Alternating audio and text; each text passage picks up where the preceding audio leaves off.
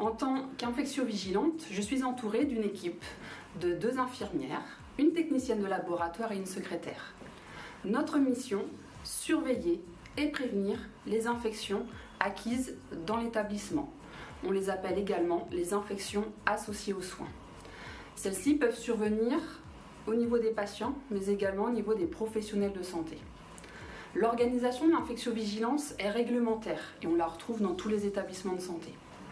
Santé publique France réalise régulièrement des enquêtes de prévalence, c'est-à-dire qu'un jour donné, on va regarder dans un panel d'établissements de santé combien de patients sont infectés et combien de ces infections ont été acquises dans l'établissement. Notre mission au quotidien, c'est de surveiller les infections.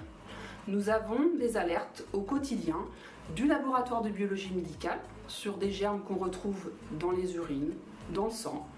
Nous sommes également alertés par la pharmacie sur des prescriptions d'antibiotiques ou bien par le service lui-même qui va accueillir un patient, par exemple porteur d'une bactérie multirésistante. Notre rôle, c'est d'éviter que cette bactérie se transmette à d'autres patients. Pour cela, on va définir ensemble les mesures que l'on va mettre en place. Par exemple, un tablier à usage unique, une paire de lunettes, renforcer l'hygiène des mains, renforcer la désinfection des parties communes. Tout ce qui va être touché par les mains notamment, puisque la majorité des transmissions se fait par les mains, transmission manu-portée. Nous faisons également des évaluations dans les services de soins pour voir si les bonnes pratiques sont connues des professionnels et sont appliquées. En fonction des résultats, on va mettre en place des actions de formation, de sensibilisation sur des thématiques comme l'hygiène des mains, l'entretien des locaux, la gestion des déchets par exemple.